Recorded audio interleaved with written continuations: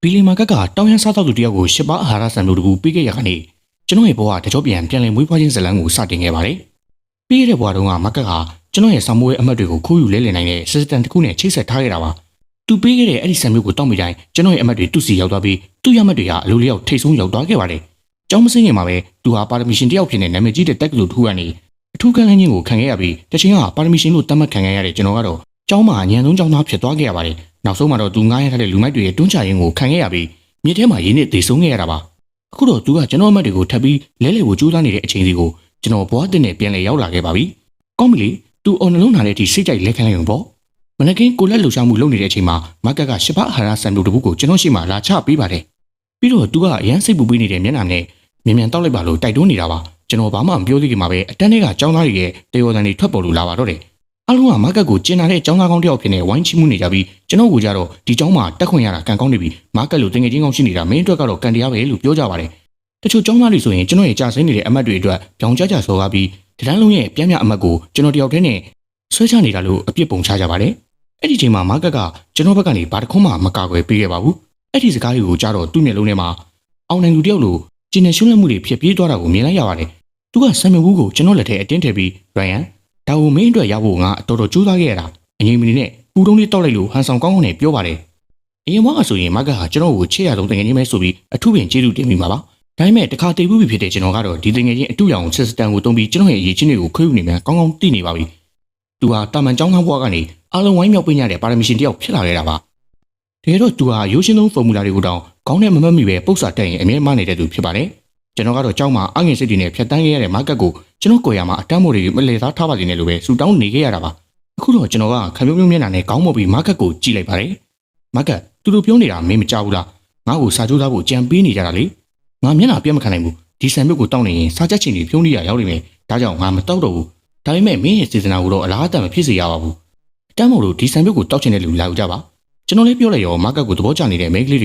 ကဝမ်းသာအားရနဲ့ပြေးလာကြပါလေဒါဝမြင်တော့မကတ်မျက်နှာပြတ်သွားပြီးမရဘူးဒါကရိုင်းယန်အတွက်ပဲစာညက်နဲ့ចောင်းသားအတွက်ပါလို့အလောတကြီးအော်ပြောပါတော့တယ်အဲ့ဒီချိန်မှာဝါတုတုံးနဲ့ကောင်လေးတယောက်ကလူကိုတိုးဝေးပြီးတေးတမျက်မျက်နဲ့ရောက်လာပါတယ်သူကမနဲ့စာပြေဆန်မြုပ်ကိုလူယူကိုလှုပ်တဲ့အခါမကတ်ရင်ုံပန်းုံဖြတ်သွားပါတယ်ဘာလို့လဲဆိုတော့အဲ့ဒီဝါတုကောင်လေးကတကြောင်လုံးမှာအမတ်အညံဆုံးចောင်းသားဖြစ်နေလို့ပါမကတ်ရဲ့မျက်နှာတကူလုံးပြာခတ်သွားပြီးနေရဲလာပါတယ်ကျွန်တော်ကောင်းလေးကိုစိတ်ကူးစမ်းတစ်ခုဝင်လာပါတယ်တကယ်လို့ဒီဆန်မြုပ်ကိုတခြားသူတောက်လိုက်ရင်လေစစ်စတန်ကလှုပ်ပြီးအမတ်လဲလဲသွားမှာလားဒါဆိုရင်မကတ်တယောက်ပွဲပြက်ပြီပေါ့မကချက်ချင်းပဲမျက်ရည်ဝဲပြီးရိုင်းယန်မိဒါကိုညင်းနိုင်ပါတယ်ဒါပေမဲ့ငါစေတနာကိုဘာလို့ဒီလိုနင်းချရတာလဲမင်းကျမကြီးအတွက်စေတနာနဲ့ဝယ်လာတာကိုသူများတွေကိုဘာလို့ဒီလိုပေးပြရသလားဒဲကိုစိတ်ပြတ်ဖို့ကောင်းလိုက်တာမင်းကဟိုပုံမြင်တွေကတောင်တယ်လမားကိုပြန်ကြိုက်တဲ့မွေးသွင်းနဲ့ဘာလို့လဲအဲ့လိုပဲဒရာမာခင်းမာတော့တယ်ဆန်မြုပ်လူနေတဲ့ចောင်းသားတွေကချက်ချင်းငြိမ်ကျသွားပြီးကျွန်တော်ကိုဝိုင်းကျင်သေးကြပါတော့တယ်မကတ်ကိုချက်ချင်းတောင်းမှန်ဖို့မဟုတ်ရင်လက်သီးနဲ့ဝိုင်းထိုးပြမယ်ဆိုပြီးချင်းချောက်လာကြပါတယ်အဲ့ဒီအချိန်ဒီမှာចောင်းသားကောင်စီဖွဲ့ဝင်တွေရောက်လာပါတယ်ခေါင်းဆောင်လာတဲ့မိန်းကလေးကသမင်းရှိရှိနဲ့ခလိုကြီးဖြစ်ပြီးသူမကចောင်းဆက်တက်ကလေးကကျွန်တော်နဲ့အတူထိတ်ဆုံးမှပြန်လာခဲ့တဲ့စာတော်တဲ့ចောင်းသူမလေးပါမကတ်ကသူမစီကိုချက်ချင်းပဲပြစ်ကပ်ပြီးအဖားကောင်းပြပေးမယ်ခလိုကြီးကတော့နောက်ကိုနှက်လန်းဆိုပြီးရှောင်လိုက်ပါတယ်ခလိုကြီးကနောက်နှစ်ပတ်မှာကျင်းပမယ်ចောင်းတစ်ចောင်းလုံးဆိုင်ရာပညာရေးမှုပြိုင်ပွဲအကြောင်းကြီးညာပါတယ်တမချက်ကတော့နိုင်တဲ့သူဟာထိတ်တန်းတက်ကလူတစ်ခုကိုတိုက်ရိုက်တက်ခွင့်ရမှာဖြစ်ပါတယ်မကတ်ဟာပြိုင်ပွဲမှာပထမရပြီးခလိုကြီးရဲ့နှလုံးသားကိုပါအရာယူကိုစိတ်ကူးရင်နေတာပါဒါပေမဲ့မကတ်မသိတာကကျွန်တော်စာပြန်ကြိုးစားနေပြီဖြစ်တယ်လို့စောစောကဆံမြုပ်ဘူးကိုလည်းចောင်းကအမိုက်ပုံးထဲမှာအမိုက်ရှာနေတဲ့ရှင်တိုက်မှုကြောင့်အုံနောက်ထိခိုက်ထားတဲ့လေလင်းသူတယောက်ကိုပေးလိုက်ပြီးဆိုတာပါပဲအဲ့ဒီလေလင်းသူကကျေးဇူးတင်လုံးလို့သူ့ရှိမှရှိတဲ့အကျွေးလေးတွေကိုကျွန်တော်လက်ထဲကိုအတင်းထည့်ပေးခဲ့ပါတယ်ကျွန်တော်လည်းစိတ်မကောင်းတာနဲ့သူ့ရဲ့ပတ်စံနေရာကိုအတင်းပြန်ပေးပြီးထွက်လာခဲ့ပါတယ်အဲ့ဒီနောက်မှာထူးဆန်းတာကကျွန်တော်အုံနောက်ဟာအရင်ကထက်အစာပေါင်းများစွာပွင့်လာခဲ့ပါတယ်အရင်ကမမှတ်မိတဲ့ဖော်မူလာတွေခက်ခဲတဲ့ပုံစံတွ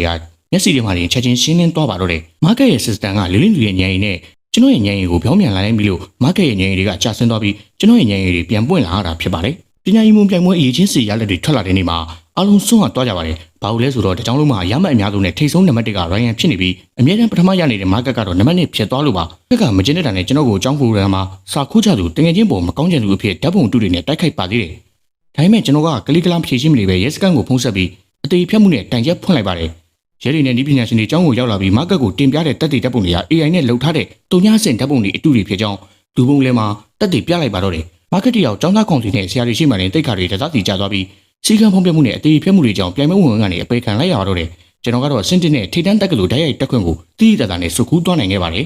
အဲ့လိုနဲ့ရှုံးမဲမဲနေတဲ့မာကတ်ဟာကျွန်တော်ခန်းပေါ်ချက်ကိုစတင်တုံးပြီးတက်တန်းကုန်စံမှုတွေနဲ့ကျွန်တော်ညံရီကိုထပ်ခိုးဖို့ကြိုးစားခဲ့ပါသေးတယ်ဒါပေမဲ့ကျွန်တော်ကအကွက်မြင်ပြီးသားမို့ ဆံမြုပ်တွေကိုတက်တန်းကုန်ပစ္စည်းတွေနဲ့လဲလှယ်ထားလိုက်ပြီးမားကတ်ရဲ့အကြံစီကိုဖျက်ဆီးခဲ့ပါတယ်နောက်ဆုံးမှာတော့ညရင်လေးလုံးဝဆုံးသွားပြီးလူမိုက်တွေနဲ့ပါကျွန်တော်ကိုလှုပ်ကြံမှုကြိုးစားခဲ့ပေမဲ့မားကတ်ဟာကျွန်တော်ကြိုတင်ခေါ်ထားတဲ့ရဲတွေရဲ့ဖမ်းဆီးခြင်းကိုခံလိုက်ရပါတယ်သူဟာရဲစခန်းမှာစစ်ဆေးချက်တွေမှာ system နဲ့လူကြုံုံနဲ့ရှောက်ပြောနေရကြောင်းစိတ်ကျမ်းမာရေးစေးုံကိုအပို့ခံလိုက်ရပါတော့တယ်ရန်နေငယ်ကြမှာတော့ကျွန်တော်ဟာမားကတ်ကိုတနာစရာကောင်းတဲ့အဖြစ်ဆိုးကိုကိုယ်တိုင်ကြည့်ရှုဖို့စိတ်ကျမ်းမာရေးစေးုံကိုရောက်သွားခဲ့ပါတယ်သူဟာလူနာဝတ်စုံအနွမ်းလေးနဲ့သပင်ဖားလျားချလို့မှန်တိုင်းကိုရိုက်ပြီးကျွန်တော်ကိုအော်ဟစ်နေပါတယ်ဘရိုင်ယန်ငါမတော့ပါတယ်ငါမင်းဘွားရဲ့ဘွားကိုမခိုးခဲ့တဲ့မူငါ့ကိုကဲပါဦးဒီနေရာလူတွေကအကုန်ယူနေကြတာငါတကယ်ယူတော့မယ်လို့မျက်ရည်စက်တက်နဲ့တောင်းပန်ပါတယ်ဒါပေမဲ့ခဏနေတော့သူကထုံးစံတိုင်းပဲဘီလင်းပြီးဆက်ခါနာလာပြီးမင်းကြောင့်မင်းသာငါဆံမြုံကိုတောက်ခဲ့ငါစစ်တန်ကရဲတောင်းမှာမဟုတ်ဘူးမင်းကငါ့ရဲ့အနာကငါ့ရဲ့အောင်မြင်မှုတွေကိုလူယူသွားတဲ့မိစ္ဆာကောင်ပဲငါတည်ရင်တော့မင်းကိုလွတ်မပေးဘူးလို့တွေးဦးသေးတဲ့နဲ့အော်ဟစ်ပါတော့တယ်ကျွန်တော်ကတော့သူ့ကိုအေးဆက်ဆက်ကြည့်ပြီးမင်းဆုံးကလေးများငါကြောင့်မဟုတ်ဘူးမင်းရဲ့လောဘနဲ့ကောက်ကျစ်မှုတွေကြောင့်မင်းကိုမင်းဖျက်ဆီးလိုက်တာလို့ပျော်ပြီးလက်ထွက်လာခဲ့ပါတယ်လူနာပြုစုသူတွေကသူ့ကိုအတင်းချုံတော့ပြီးခေါ်သွားကြတဲ့အထိသူ့ရဲ့နာကြီးတဲ့နေရာကျန်ရစ်ခဲ့ပါတယ်စိတ်ဝင်ပြမကိုထွက်လာတဲ့အခါမှာတော့နေအောင်ကြီးကနှွေးထွေးတောက်ပတ်လို့နေပါတယ်ဝေးလန်တဲ့ဘတ်စကားမတိုင်ကနေတစ်ပင်ရင်အောက်မှာဟိုတနေ့ကကျွန်တော်ကိုဆံပြုတ်ကျွေးခဲ့တဲ့လေလွင့်လူတွေကကျွန်တော်ကိုကြည့်ပြီးရိုးသားပြူစင်စွာပြုံးပြနေပါတယ်